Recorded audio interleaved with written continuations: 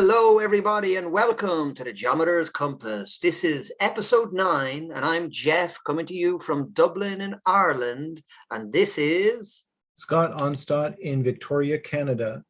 And we're joined today by Kate Cassidy, and I'm in Oxford, England. Welcome, Thank Kate. you so much for joining us today, Kate. Thank you for having me. Yeah, so I'm excited to have you on the show, and I've read your book, and it's very up my alley, if you like, The Secret Work of an Age. And when I read it, I had many moments where I was thinking, like, oh my God, that's so insightful. Like, this is so much like Secrets in Plain Sight, and so much. Sometimes I was thinking, did I write that? It's very much resonant with where Secrets in Plain Sight came from. And I had to do so much research on that project back in 2009, 2010, that this reminds me of like 100 different books that I read. And what you've done here is you've condensed all of that education in the esoteric tradition into this one book. And I felt like, gosh, I wish I had this book when I was starting out my journey. It would have saved me so much effort, and it's very well written and just full of information. And so it takes you through this whole process of educating you about so many disparate elements, but weaving them into a narrative about the secret work of an age, about all these Rosicrucians and Freemasons and Pythagoreans and Gnostics and things about astronomy and astrology, and so much is woven together in this book. I see it kind of like must be your magnum opus. Yeah, absolutely. Yeah, my life's work. It's not just a book you wrote in a month. It's something that's taken you a long time, I presume. Is that right? Yeah, I actually started writing it in 2007, and then because of certain portions of the content, I would have published it at that point. But there's a sort of last chapter, there's a sort of revelation, and I just felt it wasn't time for the populace to sort of have this in front of them at that time. And I was absolutely right. It was best to wait. And now, when we came to 2020, for certain reasons that I'll probably tell you about, I realized that this was the time. Everything's changed so much just in that short space of time. People are so much more aware about life. So now is the time to publish it. However, I still believe that people are going to have to be drawn to it. And then if they're drawn to it, it's for them to read for some reason that we don't know. So yes, I'm publicizing it, but I've published it completely privately rather than putting it on Amazon or anything like that, because it really does have some information in it which is a little bit challenging or confronting to some people, I would imagine, at the end. Yeah, the book does build, it sort of gives you this full education in this esoteric tradition. And then in the final chapter, she has some really groundbreaking new revelations where this is all leading. And I find it really fascinating. And so I'm not going to spell all of that out for you. I want you to read it, and I want you to, experience that mystery yourself. But I think that in a way, it's sort of like the secret protects itself, in the sense that we could even say it, what it was all about, but people would tune out if they weren't resonant with it, Exactly. Yeah. So I find that with my Secrets in Plain Sight. I mean, the secrets are really right there in front of you, but most people aren't in a place where they even want to know. Yeah. I've found through my life's path that it's best not to push that on anyone, but just to let them come to it on their own. Absolutely. Yeah. And I think there'll even be people who have bought my book and they have got to maybe chapter 4 or 5 and they think, oh no, this is not for me. And even that, I feel, as that is the right thing. It's the people who really resonate with it are the ones who have speeded through it and got back to me and said, oh my God, this is, really great. I haven't seen anything like this before. You put everything together in one place. And that is my unique selling point about it, really, that I have tried to create something that is very unusual and unique. I mean, the information in there is not unique. You can go all over the place to find it, but I've condensed it into this one tome. She's basically taken 10 years of research and put it in a book that you can just at your leisure read it and just save yourself a decade worth of effort. I mean, it's and you know what, I thought to myself, but none of us know how long we've got left, and I just cannot let this go any longer. I've just got to get it out there and see what happens. So wow, sounds amazing, Kate. Can I interject? I mean, I just feel like, thank you to both of you. I feel like a guest of honor, in this conversation, because I have not got to digest your book yet, Kate, and I really look forward to getting my hands on it, and I hope I'm one of those people that rushes all the way through and gets back to you, that's my wish. And I have a strong suspicion I will, to be honest, because listening to you both talk there about this kind of inbuilt filtering mechanism or whatever is something that we speak about a lot in our workshops, about this idea of like attracting like, or there's a lovely word for it that John Michel coined called similitude, Oh, I've never heard that. Yeah, it's a really nice, it's like two tuning forks, they set off a certain frequency, and then the frequency of this fork is picked up by this fork, and people, with ideas, they have their own frequency as well. So I totally subscribe to that. But perhaps, Kate, a nice starting point would be just to ask you, where did this journey start for you? Like, what was it that brought you to this kind of interest in the esoteric? And you said it was about 2007. I would be very interested to hear maybe the spark that ignited your action into this field. And then that must be a long journey from 2007 to here. I mean, I know that's a difficult thing to condense into a podcast, but maybe if I could ask you to put a big umbrella over that, I'd love to hear that journey. Okay, well, I actually thought that you might ask me to give you some sort of potted history. But I actually need to go right back to the beginning, because unusually or whatever, things happen to me at a very early age in this journey. So I was christened in a Templar church, of which there's only about 33 in England. And then at the age of 15, a book came to me into my possession, and that was about the Templars. And that was when I first read about them in depth. But the book also contained information about the Rosicrucians and the Freemasons. And it introduced me to a man called Sir Francis Bacon. And so this was where I first got into anything to do with secret societies, brotherhoods, and esoteric things. But then there was, and I actually say that in the book, but then there was another pivotal event that happened when I was 17, which isn't in the book. And this is that I went to a friend's birthday party, and she had a psychic there. And I said to this psychic something like, I just feel really stuck at the moment. And she said, nobody's ever stuck. Everything's always moving forward. And then she said to me, life is a spiral, and we go round in a spiral. We may think that we've come back to the same place, but actually we're always one level higher up. And I was only 17. So light bulbs were going off at this point, because, and I know she was a psychic, so maybe this is why, but whereas other girls at school or whatever were doodling hearts and flowers, I always used to be doodling spirals, and particularly spiral cones that go up, like light cone type shapes. And then the other thing I should tell you is that at the age of about 7, I had this toy, which I kept until I was a teenager. And it was called, I don't know if you've heard of it, you might have done, Geoff, a spirograph. Have you heard of this? Yes, of course. Yeah. So Scott, just in case you haven't, what a spirograph is these circular discs that interlock. You put your pens in and you make mandalas. And it also introduces you to geometric shapes. I used to play with them also when I was a kid, and thank you for reminding me of that. Now I want to go out and buy one and play with it again. Yeah, well, I've literally just gone and looked up on the internet to see about them and if they're still going. And not only are they still going, but I thought, well, what age are they for?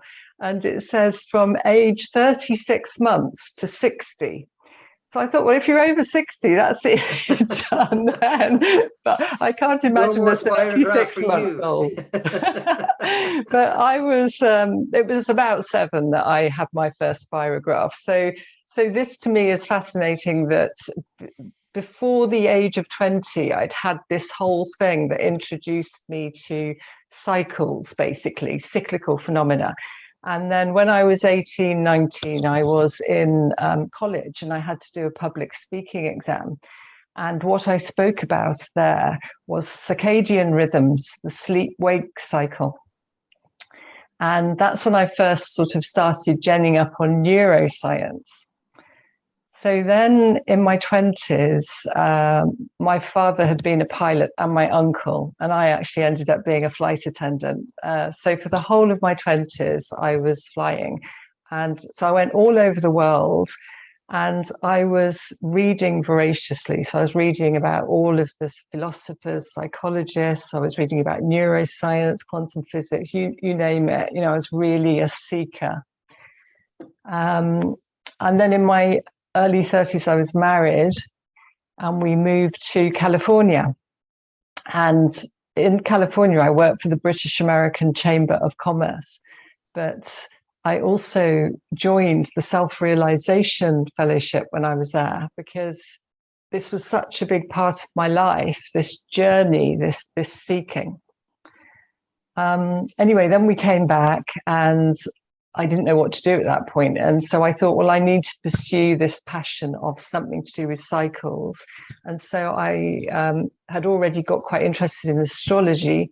So I became a professional astrologer. And what's quite interesting about this for your listeners is that at that time, the internet had only just started and there was certainly no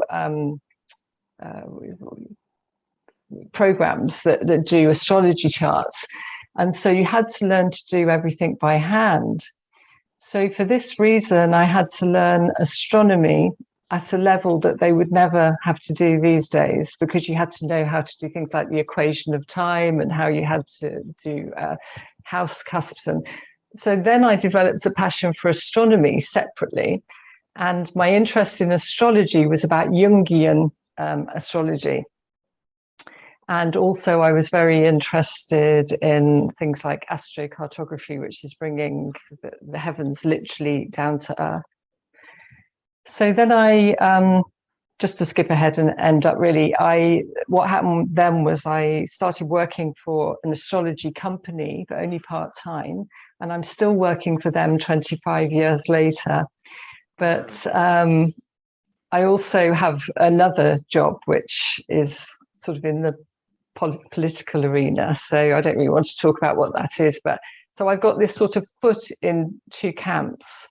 But over the years in between, I've had blogs, websites, YouTube channels, and I think that I became known for talking about Rosicrucianism, Freemasonry, and generally just digging very, very deep into a lot of different subjects. But it was a mix between two, because I was doing the esoteric rabbit hole, but I was also doing things like David Bohm and holographic universes and the science, more science, quantum physics side of things. Yeah, when I was reading your book, I was just reminded of just how much one has to learn to go down this path. And it reminded me of my own journey as well. And what you were just saying there about astrology reminded me of, you know, in the 80s and the 90s, I was doing astrology, you know, by hand with these ephemeris tables, you know. Oh, right. It requires that you learn all this stuff to figure out how to do it, right? And see, I didn't know that you could do that. Yeah. And today people just punch it in an app or a website, and they don't realize, like, they're missing out in a way on. Yeah, there's no relationship with, yeah. Yeah, and it reminds me a bit about what Geoff and I do with sacred geometry, and how we really advocate that people do it the old-fashioned way, with a compass and a straight edge and a pencil and paper. And it seems like an anachronism maybe today, but it's you'd really be missing out if you missed that and you drew it all in a computer program. I mean, I say that, but I also offer computer programs about it, and I teach that way as well. But I mean, I think that it's important to embrace the traditional and the new digital way, because you end up learning a lot more, and it expands you. And I think certain individuals are switched on and they just want to learn everything they can. I think it's a certain stage of the soul, right, about seeking. And you were saying in your 20s you were just reading everything, and there's a certain point in life where that gets triggered, in one's journey, and you just can't get enough. Yeah. Yeah. A sponge, yeah. We used to have this thing called the Mind, Body and Spirit Festival, and all of us sort of seekery people would go along there, and but there weren't that many places. In London, there was a place called St. James's Church in Piccadilly that everybody who was going down this path sort of met up and listened to people and went to workshops and that type of thing. But of course, pre the internet, it was difficult. It was completely different. To get hold of information, you literally had to go up to the library in the town, see if they got the book in, get the book out. It was, I just can't believe how much things have changed in such a short space of time. Just in our lifetimes, just in one human lifetime, it's changed so much. I used to be able to go into a bookstore or a library, and then what I would call the library angel would assist me. And what that meant was I would walk down the aisle, and then I would just kind of be drawn to a certain book. Yeah. It wouldn't be a left-brained kind of analytical process at all. It would be just kind of an intuitive process. And then there's no algorithm there, Scott. No algorithm. And then I would just library angel. I would find the most amazing thing.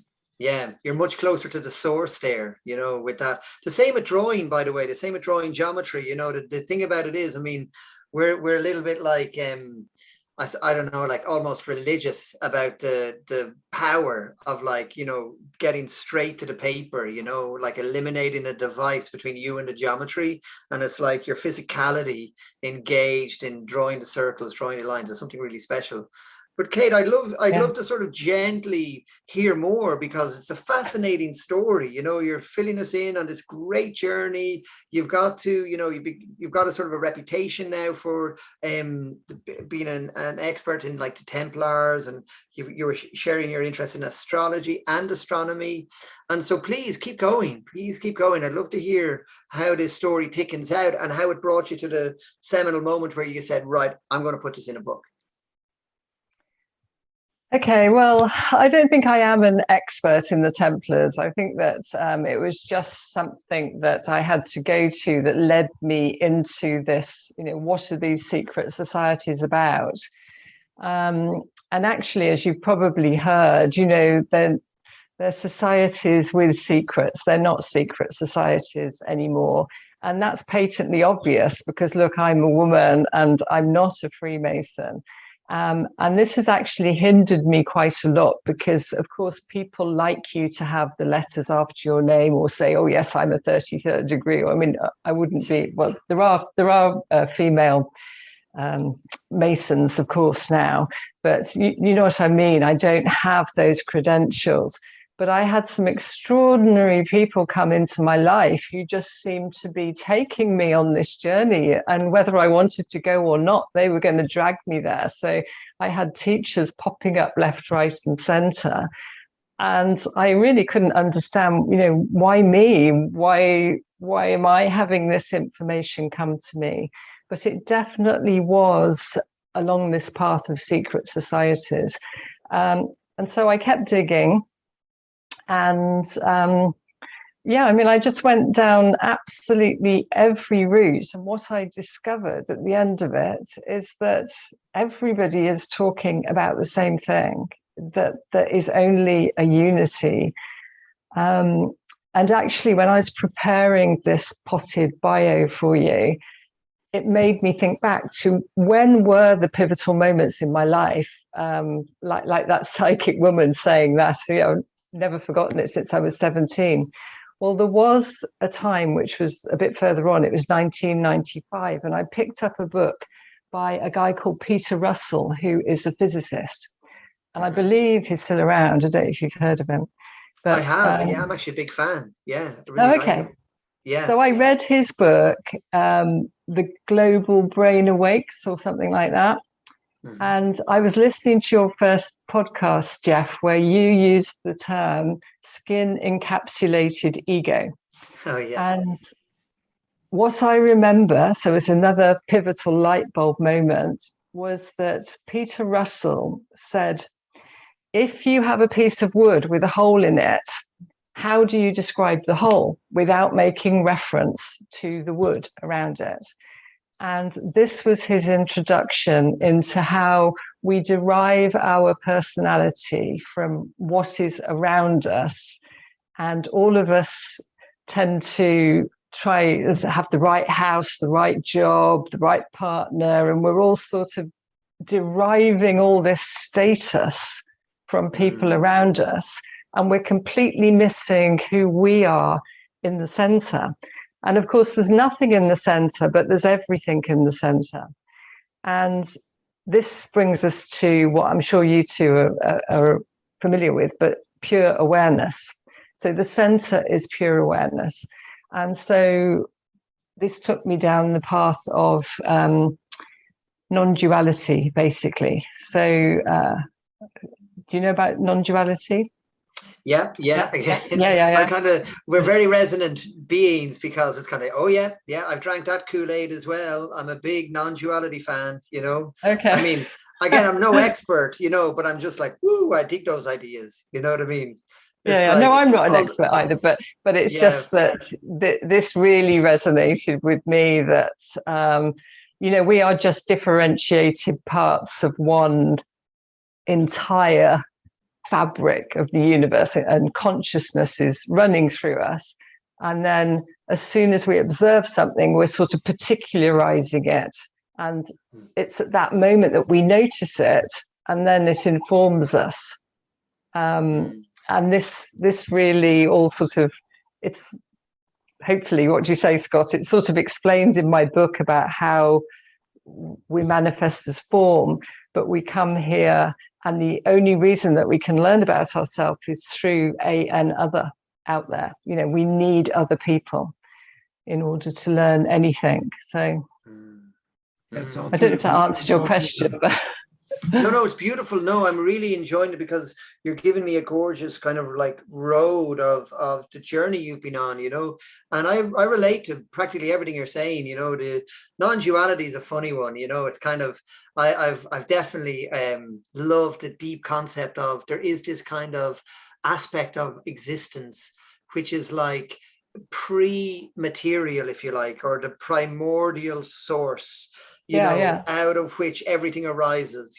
This idea really speaks to me, and if you're ever to come into communion with the source of all being, you have to let go of all of the trappings of the me, the sort of the skin encapsulated ego. Yeah. And then once you actually get a taste of non-duality or expanded consciousness or the oneness or whatever, that part of your brain that articulates and puts things into containers and categorizes things, it's no longer available to you. It's kind of just gone, it's disappeared. So you can never really speak of that non-dual place, or you can never really, bring it back into, because this is kind of like compartmentalized existence, where I'm Geoff and you're Kate and you're Scott, and we're all doing our dance of separateness, but from that sort of like primordial source, we're just kind of like sort of ephemeral bubbles, like popping out of this source field for a moment, you know, never really disconnected from it, even though we feel it somehow. We feel that we're separate from it, but that's kind of an illusion or something, you know. But there's a kind of paradox in there, Geoff. It reminds me of when you're reading my book, Sacred Geometry, in the ontology, and we're going through it together, and you're like really struggling at a time with you know, trying to reconcile the absolute and the relative. And I would say that's exactly, you've got it.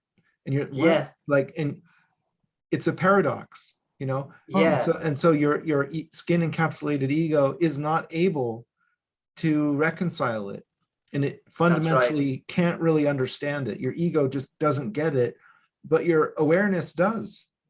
And so that's like, you're on the right track, you know. I find you can have these moments where you feel as though you've expanded your awareness, and then all of a sudden you come crashing down because your ego gets in the way. I mean, this is the journey. I realize that. But when I was first experiencing this, what was happening was, you know, I didn't realize it. So it's a bit of a double speak here, but my ego was telling me, oh, you know, you're along the path now. You're a bit more expanded. You're sort of up the ladder type thing. And then something would happen where I would lose my temper, or my ego would kick in, and I think, oh my God, where's that come from? You know, I thought I'd arrived. I saw recently. Do you know the Abraham Maslow hierarchy of needs? You know, the very well-known kind of. I saw a really fun take on that recently by a guy called Jules Evans. Actually, I should credit him from Rebel Wisdom. He's a brilliant philosopher. And it had, like, you know, all of the various levels, like security, belonging, esteem, love, you know, and these were all the kind of the basic needs. And then there's like the higher echelon of like self-actualization, I think, at the top of the pyramid. And then he had this tiny pyramidion that are like only the very select few that have risen even beyond self-actualization. And at the top of that pyramidion, he called it insufferable smugness. Yes, that's what you rise to. You know what I mean? I thought it was great because, like, this whole spiritual journey, like, it comes with so many pitfalls, doesn't it? Like, you think you're like, oh yeah, I'm really getting along with this, and the minute you think you're something, you know, spirit will just knock it out of you again. You know what I mean? And there's nothing worse than going along to listen to somebody talking, and they've got all their acolytes there, of which you were one when you first went. And then they start talking, and you think, oh my gosh, the ego on this person is just so huge. I mean, you shouldn't make those judgments, I know it, but you know what I mean? We do. I do. We all are subject, to falling prey. We see a lack of authenticity, basically, or a performance, rather than somebody who, I mean, I'm certainly not there yet, but I've met many, many people who are incredibly centered and incredibly calm. And it's almost like nothing you do can knock them off center or off balance. And to me, that is arriving, you know, when you can just let things flow in, let things flow out. Whatever happens, it doesn't affect you. But things still affect me, so I'm human. Things still affect me, I'm afraid. You know, I think I've got another 10,000 lifetimes, you know, until I'm enlightened, to be honest. You know, I'm going the long route towards these things, you know. Well, a lot of times the elevated guru figure will have a lot of wonderful things that draw you in, and then sooner or later the shadow elements will rear their ugly head, and they'll be involved in some type of scandal, or something will come out, because at the end of the day they're also a human with an ego, with shadow psychological elements that they haven't dealt with, maybe, and so I think, in a way, as long as the revelation of the shadow wasn't like criminal or something, we should cut them some slack, in the sense of this is a human being just like you are. They may have some wonderful things to say, but we shouldn't make them out to be some kind of messiah that's above us in some way, because that's not right. And actually, funnily enough, that was another book that really affected me. I can't remember his middle initial, but there's a guy called Robert Johnson who wrote a book called Owning Your Own Shadow, I think it's called. And that was really, a great one for sort of taking me a bit further down the path. I think it's really important to understand that everybody has this duality of the dark and light. And part of self-realization and self-awareness is to come to know that other side of yourself. It's all part of you. And to own it and not project it, and to take accountability for it. I want to point out that what you're saying, Kate. Like I love what you're saying. In your book, it's not just all about learning all this history and facts and so on, but it actually leads one sort of inexorably toward self-realization and toward information that you can use to work on yourself, to transcend the limitations of yourself, is sort of the point of the secret tradition in some way. And so it's not just like, oh, we're going to learn all these handshakes and ciphers and things. Although, all those things might be interesting, but that's certainly not the point. And I find it interesting about secrecy. I wanted to ask you about that, Kate, about how is it that in the past everything had to be a secret, and now how do we reconcile that with today, where it seems like you don't have to keep a secret. The secret keeps itself in some way. What do you think about that? Well, you had to keep a secret in the past because you'd literally lose your head. I mean, it was dangerous. It was, if you went against the narrative or the dogma and doctrine of the day, then your life could be in danger. And so this was a big part of why they concealed a lot of the wisdom. So nowadays, I think there is still. Are you talking about the Freemasonic orders and stuff like that? You're just talking about secrecy in general? Well, sort of. I mean, you can go to it through the Freemasons, for example, but secrecy in general, the need to hide, is a theme that comes up again and again, and trying to encrypt the secret knowledge in a cipher, in a code, in a painting, in a something like that. So in the era of Francis Bacon and John Dee and all those type of people, it was through danger. And in more recent times, then it's really because it's considered that only those who come and ask to seek the light should be given the information. So you just don't share it willy-nilly, because it's almost like giving a gunpowder recipe to somebody. For some people, it would just be too much. They wouldn't be able to understand it yet. And so it's secreted away like that, so that it's a bit like a treasure hunt. And then you have to go on the treasure hunt to find all the clues. And as you're doing that, it's a path of enlightenment. So that's some of the reason. Yeah, I think that's a great way to describe it. And it's I'm thinking of it kind of like the secrets are kind of gamified, so that you have to unlock them. You have to go on that treasure hunt, and that's what makes it fun and interesting, isn't it? Very exciting. Yeah. But actually, my book was originally called "All That's Missing Is the Key." Because all you do need, you need the keys to ciphers, in order to understand how to read something. But you need the key, which hopefully you can tell me if I did. I give at the end of the book as to what is really being said, and it's all about immortality of the soul at the end of the day. And the word Freemason, I discovered. There's probably lots of what's the word, interpretations for it, but comes from a Sanskrit word called pri. So priya means love, but there's a pri that means free. And so the pri and priya, the Masons were sort of soul builders. They were love Masons. So many people think that this is some nefarious secret cabal who's got all this power and they're just trying to bring down the world, and it's all about domination, and it is anything but. Now, as I say in the book, there are obviously, because this is the human race, there are people who are going to use information to, big themselves up to get for gain, for personal gain. That's what I'm trying to say.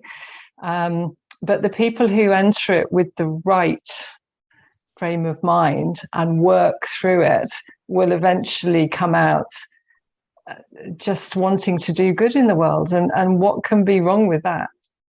I agree. And it's fascinating, though, that, as you said, there's a movement of kind of anti-Masonry in the world now.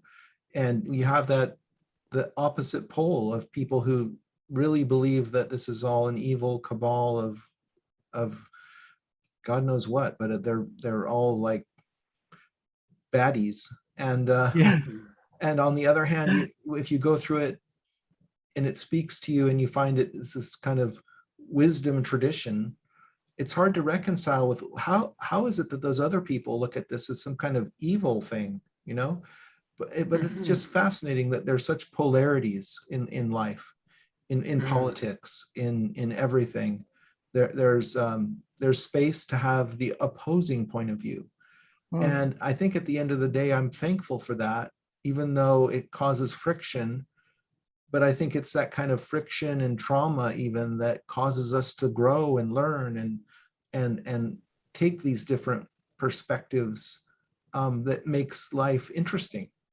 Yeah, but also I have to say that I do understand these people. I mean, I'm sure you've seen some of the Freemasons rigged out in all of their regalia. It's quite comedic, really, and it's very old-fashioned. And it was traditionally for the aristocracy and the elite to join some of these things. So it was.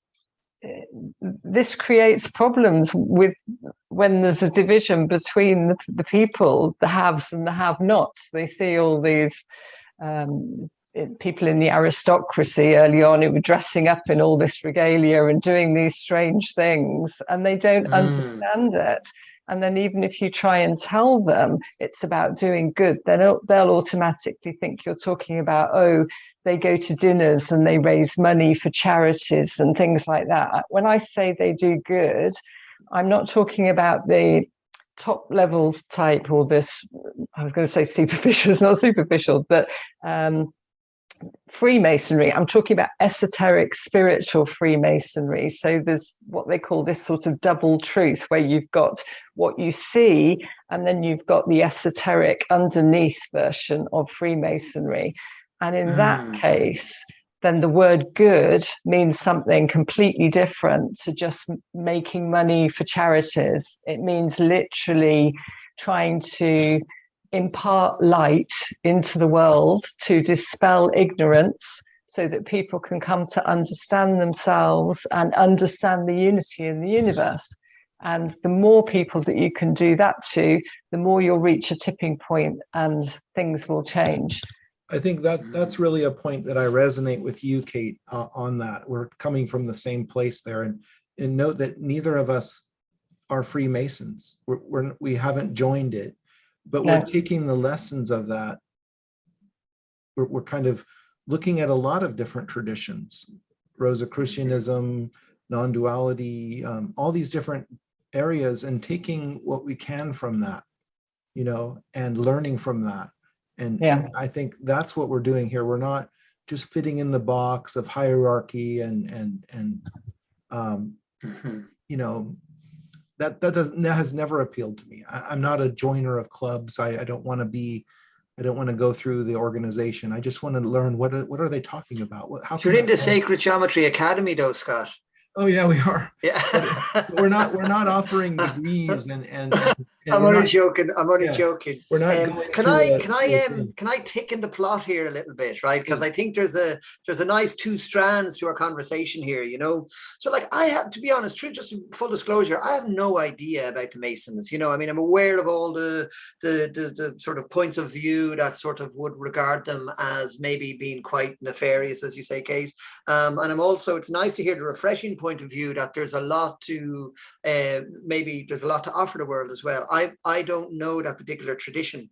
But we were speaking earlier about non-duality, and you mentioned as well the immortality of the soul, which is all very much what I would resonate with, or the kind of the oneness of consciousness.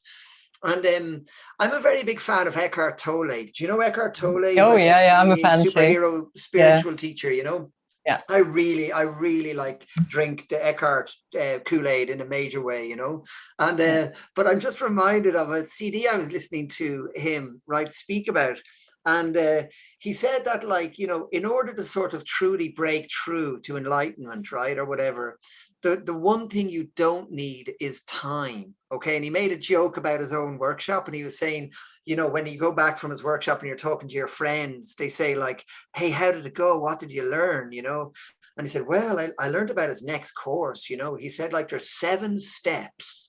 And it's going to take 7 years, you know. And then the ego part of you goes, yes, there's 7 steps. It's going to take me 7 years, you know. And then out there in time, I'm going to get there, you know. But it's all a fugazi. It's all a kind of it's all a confusion, because really, you know, the ever-present connection with the source of all being is actually when you just say yes to whatever it is now, you know. And I do really get that point. So I'm just thinking about, you know, I don't know about masonry, but there is these 33 degrees I hear, which seems quite layered to me. So I don't know whether you go to, you know, Christmas dinner with all the masons, and all the people with the 27th degree are over there, and the lowly 15 degrees are over there. I don't know how it works. I'm sure it's not that crass, you know, but there's something about this, like, stepping stone to enlightenment that I don't know whether I totally resonate with it, you know, where the one thing we don't need are like steps and stages and, you know, 7 years to take 7 levels. Maybe I'm misinterpreting the Masons, but what do you think about that, Kate? You know, like, as you know, this, you speak about the non-dual, you know, the oneness. Whenever I've experienced a breakthrough in my own, and I've only had little moments of it, I definitely haven't dwelled in this space infinitely. I wish I did. I kind of get this kind of like breakthrough into something where my little ego me, you know, little Geoff, just kind of dissolves. Like, it's like I'm not even there, you know. And I'm like, it's almost like, you know, there's a lovely scene from one of the Matrix movies where Neo shoots above the clouds, you know, and it just sees the sun. And it's like you almost hold your breath. You go like, oh, it's this momentary glimpse of like everything interconnected, you know, everything's so beautiful, so intertwined, and everything almost makes sense perfectly. And you get like, oh, yes. But in that moment, Geoff, you're not like, this is I'm the 33rd and you're a 32nd. You don't get to fly, you know. Yeah. No, it's just like you're not even there in a way. That part of you has left the building. Do you know what I mean? And actually, you know, so does any of that make sense to you, Kate? Yeah. You know? I think this is a common misperception that it is hierarchical like that, because it's actually not. I mean, you are a Mason after the 3rd degree, and then from there on in, as I believe, because I'm obviously not in it, you can choose what you do. But I absolutely know a number of 33rd degree Masons, and I have seen and met some and seen them on films and things, and they absolutely do not get it. So they haven't, you know, it's not hierarchical, it's a pathway. And the 33rd degree is an honorary degree anyway, because you can only actually go to 32. And then you get this honorary degree. But you can't judge whether somebody has actually become enlightened. But no, I do know the Freemasons would say it's not hierarchical. It's okay. That's good to hear. Yeah. And you know, I mean, I just want to sort of share. I'm not in any way informed to make an opinion, you know. So, and I wouldn't like to make an opinion for the good or for the bad. To be honest, I should maybe educate myself more about that tradition, and then I could make a more informed question, I suppose, you know.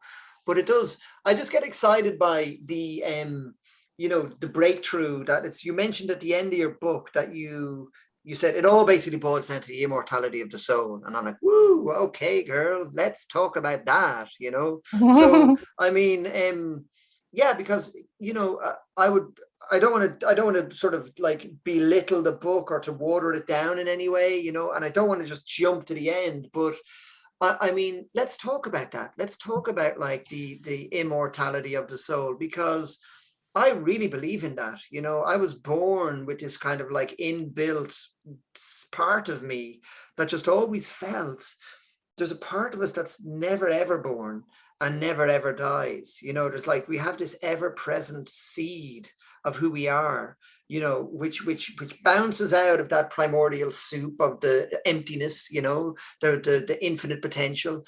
And we can have all of these infinite experiences of, you know, separation from that source, temporary ephemeral bubbles, man, woman, donkey, table, stone, mountain, whatever. And, you know, it's like this arising into manifestation, and then this eventually, you know, rolling back into the source from which it came. To use the coin Eckhart Tolle's lovely statement is like, even the sun will die, which sounds a bit heavy and dark, you know. It's like, Eckhart, wow, are you having a bad day, you know? But yeah. You know, I just like the idea that, you know, it's kind of like, oh yeah, like, I mean, and in how many billions and millions of years, you know, but even our sun will die. Oh my God, like everything is temporary in this material realm. So then what's permanent? What exists beyond all that? You know, what is eternal? You know, and those ideas really float my boat, you know. So I'm intuiting that your book alludes to that somewhere in it. Would that be fair? So I think a good way to look at it, or one that resonates for me, is was it Rumi who said, you are not a drop in the ocean, you're the ocean in a drop. And then there's somebody else who said that you should think of yourself like arising out of a wave, or becoming a wave out of the ocean. You're still connected to the ocean. So I see immortality of the soul like that we arise out of the ocean as a wave in manifestation. You can see that we are a wave, and then we're going to go back into this whole, as you call it, primordial soup, ocean, fabric of the universe, whatever. But what it does for people when they really delve into it and come to feel this truth for themselves, because you can't ever tell anybody, they have to experience it, as you know. It takes away fear. It takes away fear of death. And what it doesn't do is, if you lose a loved one, then, you know, even just saying that, I feel horrible, because I've got incredible empathy for people who go through grief. They are so missing that person. And it's the separation from ever being able to talk to that person again or see them. But if they can come to understand a different way of being outside this one of, oh, you die and then that's it, or gosh, they died and they didn't atone in the right way before they died, or they didn't do X, Y, and Z. Maybe they've gone to some terrible place.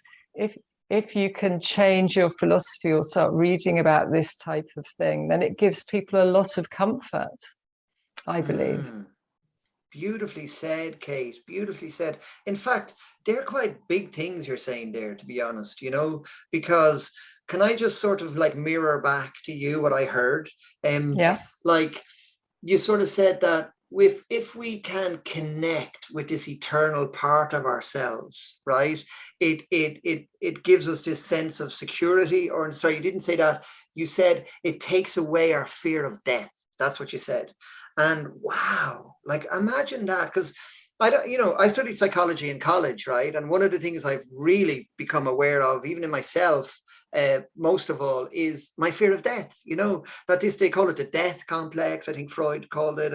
And all of us ultimately, somewhere deep seated in our psyches, have this fear of dying, you know, and yet we live in a culture which is completely living in denial of death. That's basically every day we wake up, we go, whoa, okay, well, there's a lot of things going on today, but I won't be confronting that fear of death I have, you know. I've had conversations with so many of my friends and they go, ha, ha, ha, death, I'm not afraid of dying. Me, no, not at all. That's one thing I'm not afraid of. And I go, oh, well, you're my friend, but really? You're like, definitely, you don't have any fear at all. Because, you know, I do. I'm really terrified of it, you know. And so when I sort of touch these bigger principles of reality through the sacred geometry, primarily for me, and I realize that, first of all, everything is interconnected. Secondly, there's this kind of beauty that flows through this interconnected pattern that binds all of reality together. But most of all, it's imbued with this kind of intelligence, you know, this kind of intelligence, which is so much bigger, certainly than me, the little Geoff or whatever, but beyond even our tiny little solar system, even our tiny little galaxy. This, wow. And like, it feels good to touch that, you know. And I also love what you said is, I could bang on here all day long, blah, blah, blah, interconnectedness, you know, non-dual, it only means anything when somebody experiences it for themselves. This is the big thing that you said. You have to go, oh, yeah, wow. And I think if we could get people there, you know, or just invite people, maybe create spaces that are conducive to help people touch that within themselves, because I believe it's an inside job, that does reduce your fear of death. And fear, that frequency is a bit dominant on the planet right now. I think if we could come up with any kind of like community or form of working on ourselves that would help reduce fear, you know, the ultimate fear being the fear of death, wouldn't the earth become a little bit groovier of a place to be, I think? You know what I mean? If we could get that down. Just as beautiful what you're saying. I just absolutely want to celebrate it, you know? It was not just fear that we need to tackle, I don't think. I think the most important thing at the moment is divisiveness, you know, where people just see everybody who doesn't agree with them as being the enemy, and they just can't find that middle way. So basically, the whole philosophy of the book and what the esoteric Freemasonry is doing is teaching about duality, light and dark, and it connects in with the middle way, which also connects into Kabbalah, and all of the religions have essentially this middle way. It's only when we cannot go to either extreme. I always describe it like a seesaw. If you can just be on the fulcrum, and if you lose your temper, come back as far as you can, as quickly as you can to the middle, just breathe and come back. If, you know, something just feels very out of whack with a relationship or something, just try and find some middle ground, even if it's only a little inch forward. Beautiful. Because that place of harmony is what births beauty, and beauty is this feeling of joy, which is ultimately love. And so this is what the whole thing is about, and this is what people need to be learning about. Just come back to the middle. And experiencing as well, you know, experiencing it for themselves. Yeah, wow, I love it. Oh, I'm definitely reading your book, Kate. Yes, that's for certain, you know. Listen, I've been through a lot in my life, you know, a lot of trauma, a lot of difficult things. You don't get to learn about all this stuff without you really experiencing it. And so I think that is part of it. I don't want anybody to look at me and think, oh, you know, she was a flight attendant, read a few books, and now she's pontificating about this.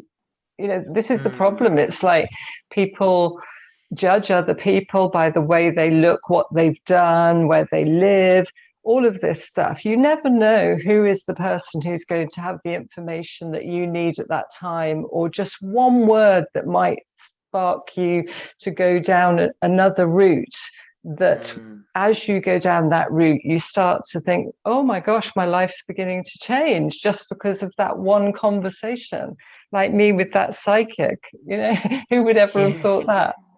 So yeah, beautiful. And you know, and the Priory of Sion, who gave you that book when you were 15, you know that. Yes, in the black cloak. Yeah, right.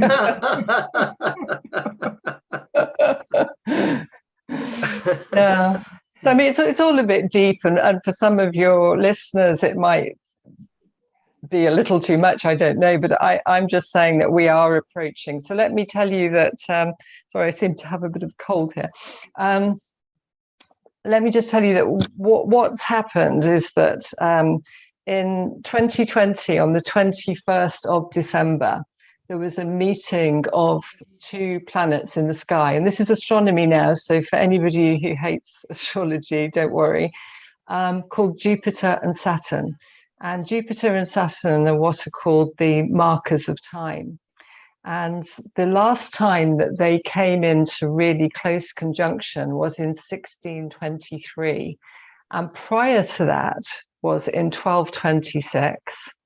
And then way back in time, this was the conjunction that they thought was what has been written down as being the Star of Bethlehem, because it coincides with the date that some scholars say that Jesus appeared. So it's an incredibly important time in our history that this happened recently. And it links into 1623 because this is when the Freemasons and the Rosicrucians realized that what we were heading into, as I think if you look around you now, everybody can see the world is not like it was and it's looking a bit shaky. So they started this whole program in 1600s, but 1623, as you'll read in my book, is a pivotal date, based on this herald in the sky of the conjunction of Jupiter and Saturn, which just repeated literally days before COVID started. Obviously, COVID and pandemics and plagues have happened throughout history. They're really, really common when you look back at it. But I think everybody, since this pandemic started, is now starting to think, what is happening? Where's my life going? Even if it's things like they've been working from home and now they've gone back for a few weeks on the tube or subway or whatever and going back to the office, and they're thinking, I don't want this life anymore. I don't want this rat race. So everybody is starting to have some sort of, I hate to use the word reset because reset is the word that a lot of the conspiracy theorists are using, but people are starting to view their life through a different lens right at this time. And all this was actually foretold. So, now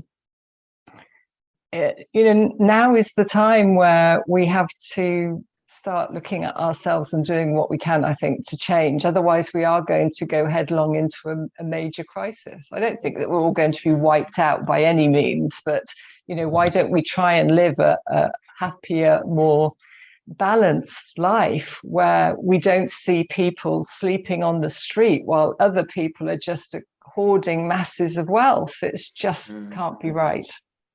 So I think it's also coinciding Kate, with the astrological idea of coming into the age of Aquarius and signaling a kind of a sea change in the way things are done, and people becoming more empowered individually and disconnecting from the larger kind of power structures that be.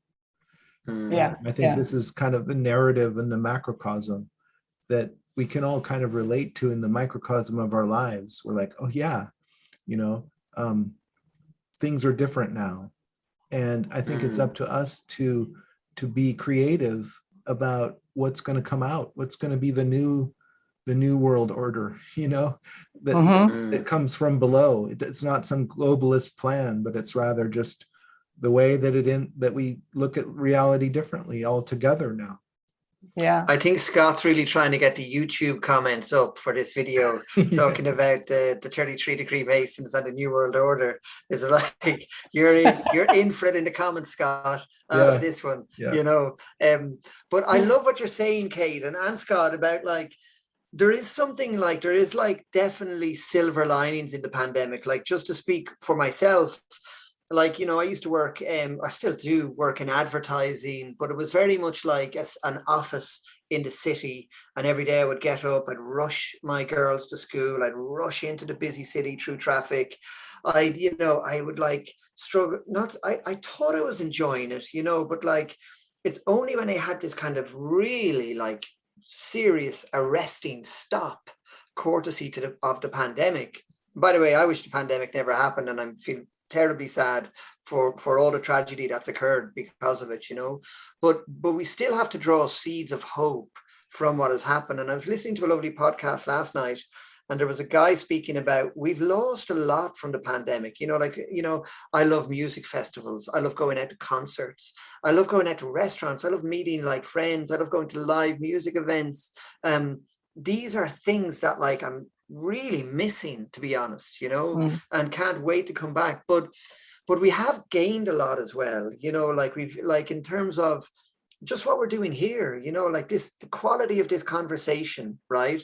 This is such a welcome and nourishing addition to my life, right? Oh, okay. And I did not have this when I was on that sort of busy wheel of before the pandemic, And so I think we're definitely not the only people that are transforming in this kind of incubator of this time. And my hope is, I see kind of seeds of like opportunity or seeds of hope or something. Imagine all of the people who are going through this kind of transformation right now. They're doing exactly what you say, Kate, just like, do I really want to be on the tube? Like going into work, like, is this really it for me? Like, or maybe I could choose to do things a little bit differently. And we're all doing this in our own way. And this is a very real example of it for me personally, actually, and boy, do I welcome it. I just feel much more at home, speaking kind of my soul's passion, actually. This is far more nourishing for my soul than maybe, I don't want to knock advertising, because it's been very kind to me and I've met lovely people in it, and I'm still very grateful for it, But I think the best way for me to articulate it is, I just need more as well. I need more than that, and that feels wonderful, to be honest, this change that's happening. So my hope is that, like, imagine there was like thousands of people changing like this now. Imagine there was hundreds of thousands of people changing like this now. And I think the way the online world has changed is a huge part of it. I think the technologies and the platforms, and a lot of people like myself who wouldn't have been tech savvy in any way, like I would have kind of shied away from the internet. Oh God, Facebook and blah, blah. Not for me, not a world I want to be in. But I've been, maybe I could say forced. I've been forced onto the internet, but I've been able to sort of realize that the internet can be harnessed in a way that suits your temperament. So like Zoom is gorgeous, like, because this is a pretty unadulterated way to have a conversation. Fabulous. We're not lambasting or ads through it, or we're not, it's pretty pure form, straightforward, three souls speaking. Like, this is as good as it gets, It would be better if we were in person. I would always celebrate in person over this, But then we might not record it like this. We might have a wonderful conversation among the three of us in person. Yeah. But it's unlikely that we would have a studio with lighting and cameras and everything to record it, That's true. That's true. Yeah. And you're certainly not going to do it on the way home in rush hour traffic, And actually, your head isn't even going to be able to tune into that frequency, So we are gaining a lot, is my point. We're gaining a lot right now, at the same time. And I'm happy about that. I just like to throw in that I did some consulting work for a friend from 25 years ago. I used to do consulting in architecture in San Francisco, and I did some more this year. And he in his business, he places people in offices in San Francisco, in architects' offices. And he was telling me that these days, nobody is willing to go into San Francisco and work like they used to. Nobody. And everyone wants to work at home, which is so funny, because when 25 years ago, I went around San Francisco pitching this idea to all these different architects. I knocked on so many doors, and I said, at that time, I had a friend in Greece, and I wanted to move to Greece and do architecture work for people in San Francisco. And I was like, it'll work out wonderfully. You'll send me the materials, I'll do them electronically and get them back to you. And nobody would buy into that. Everyone was like, no way, we want you in the office. There's no way we're going to hire you to do that. So I was like a generation earlier, right? I had this idea, and now it's like everybody does that. Yeah. Well, this is definitely going to change society.